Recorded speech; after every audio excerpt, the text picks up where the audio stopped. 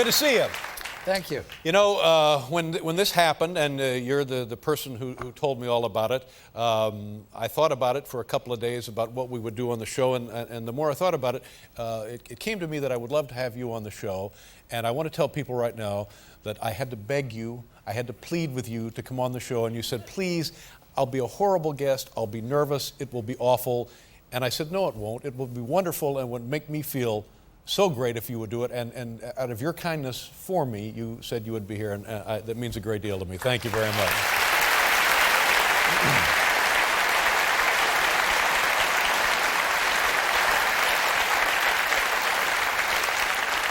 When you see those videotapes, and when you see the videotapes of Johnny for the last 9 or 10 days or whatever it's been, what memories come to mind? When I see those tapes, I think to myself, in some cases he had been retired up to 2 years. He looked tremendous, and he was still as funny as ever. And you wonder, why did he retire? Why did he retire? He always felt that, we talked about this for many years, he always felt he shouldn't stay too long at the fair. Mm-hmm. I mean, there were two big stars, Bob Hope and Jack Benny, who he felt just stayed too long. Mm-hmm. And they weren't the Bob Hope of the olden days. Right. And he said, please tell me if I stay too long that it's time to go. And once I do retire, remind me not to go back. Mm-hmm.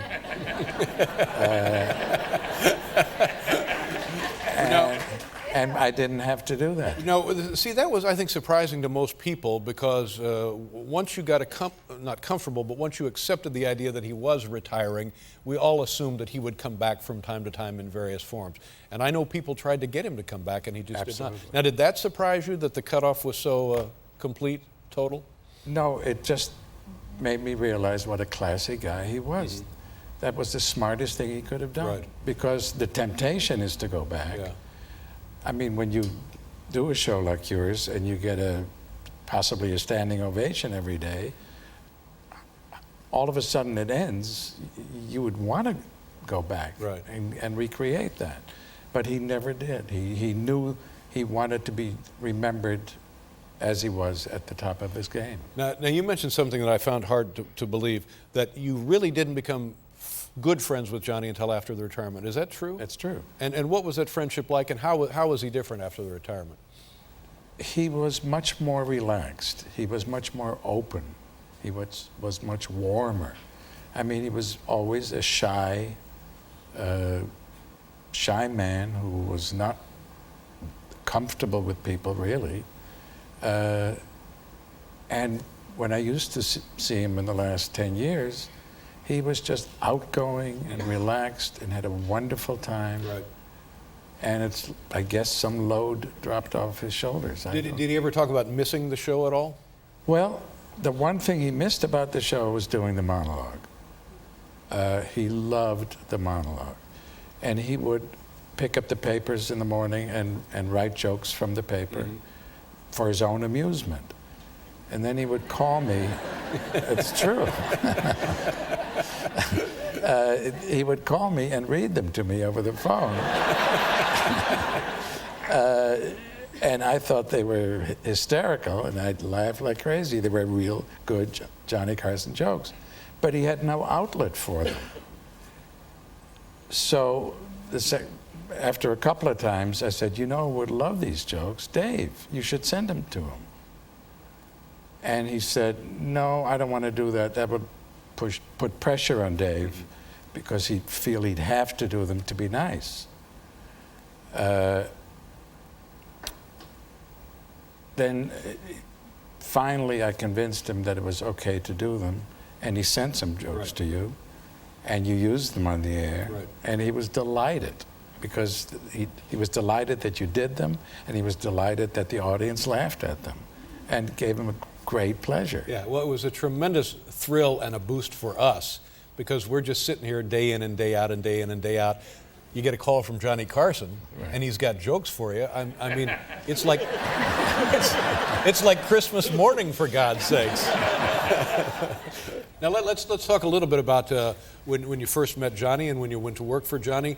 Did he ever get upset about the show? Was there ever any anger either on the show about something that went wrong or after the show? Were there meetings, or did he ever scream? Or he would really no, he was not a screamer, but he would get angry when there were technical problems. Technical problems. Oh, technical problems.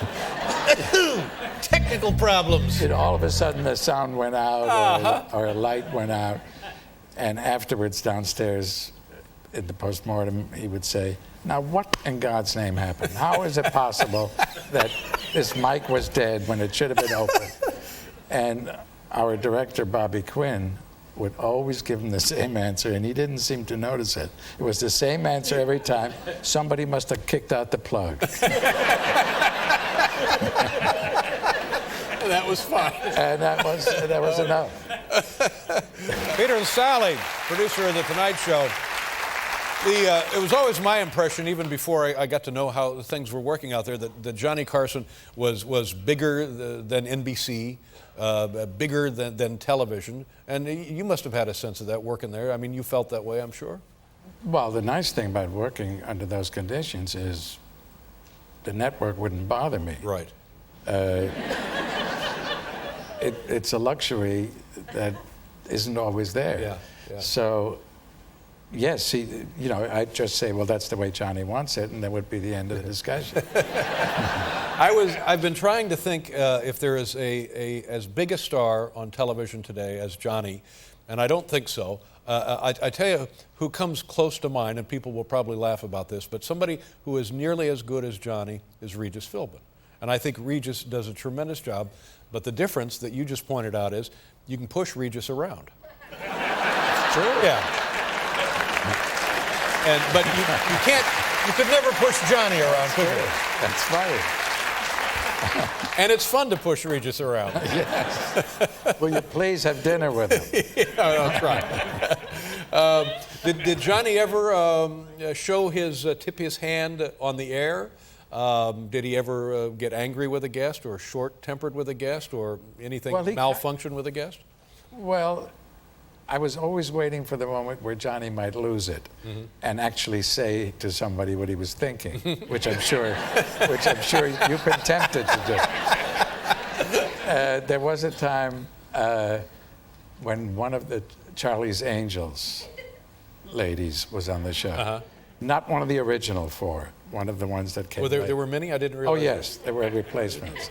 So it was one of the later ones. And I didn't want to be mean, but she was dumb. Dumb.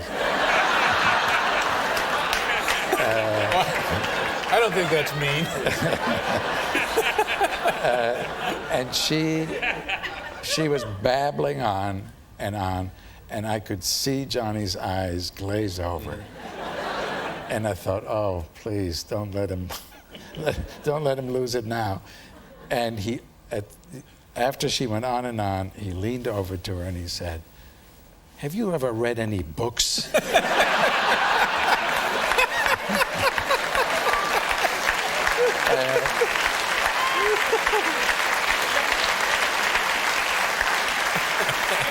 That's when I knew he had lost it. Yeah.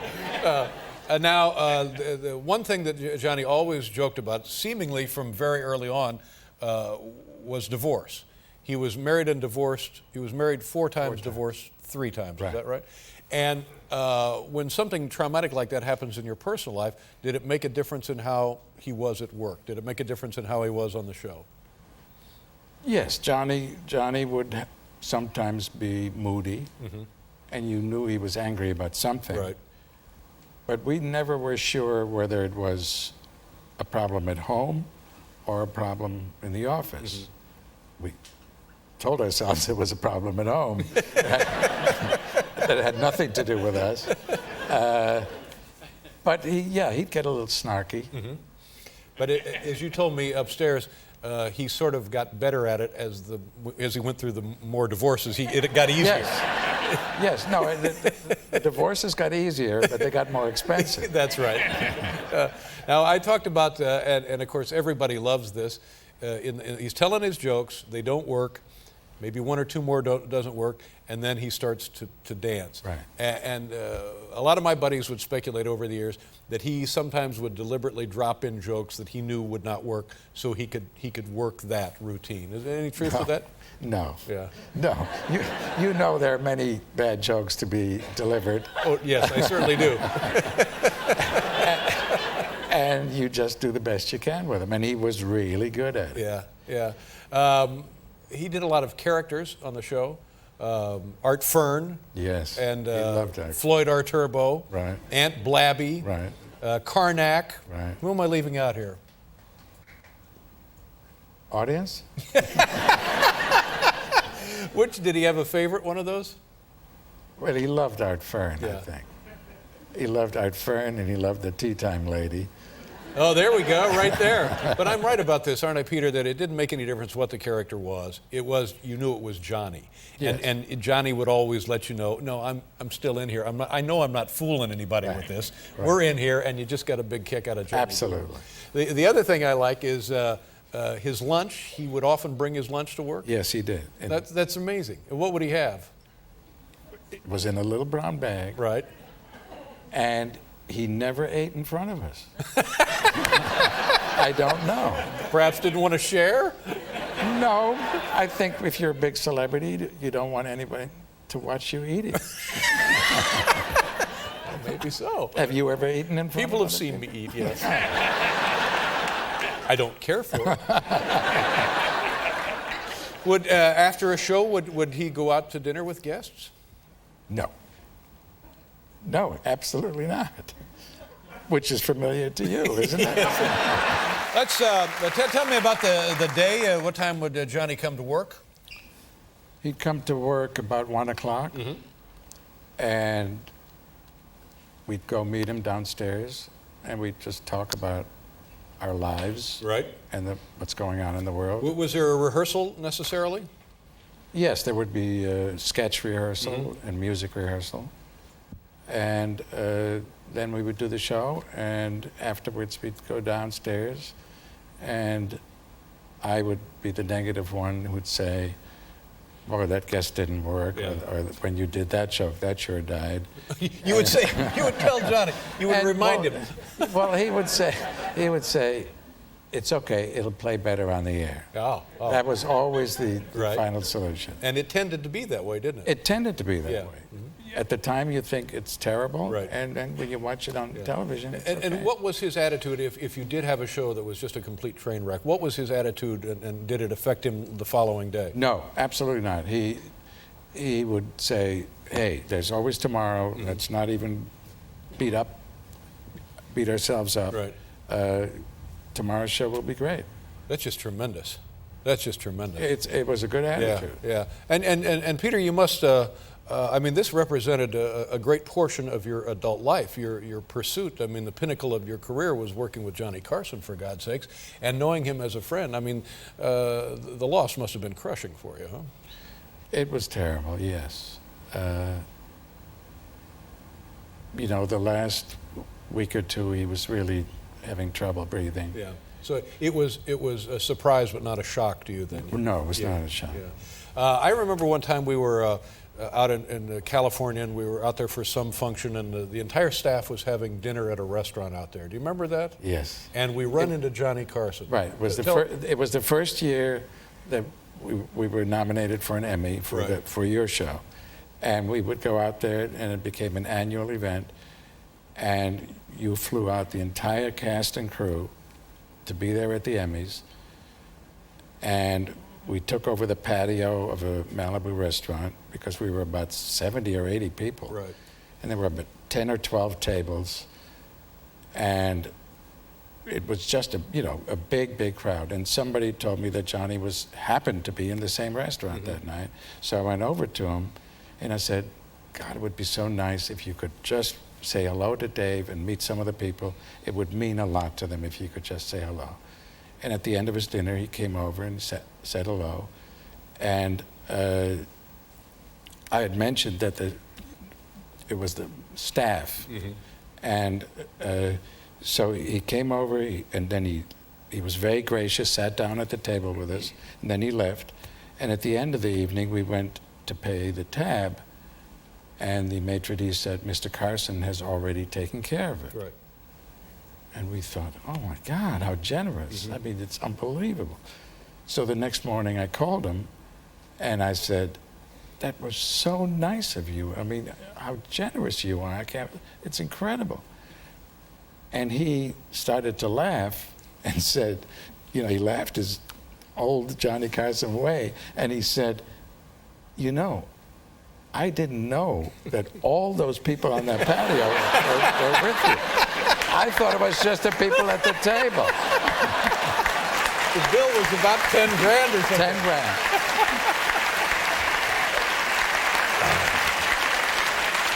Well, I can't thank you enough, Peter, because I really realize I'm treading on our friendship, but thank you very much for being here. And I'm right about one thing. We'll not see the likes of this man again, will we? No, we won't. Yeah. No, absolutely. there's only one Johnny Carson. Good to see you. Take Thanks. care of yourself. Peter Lassally.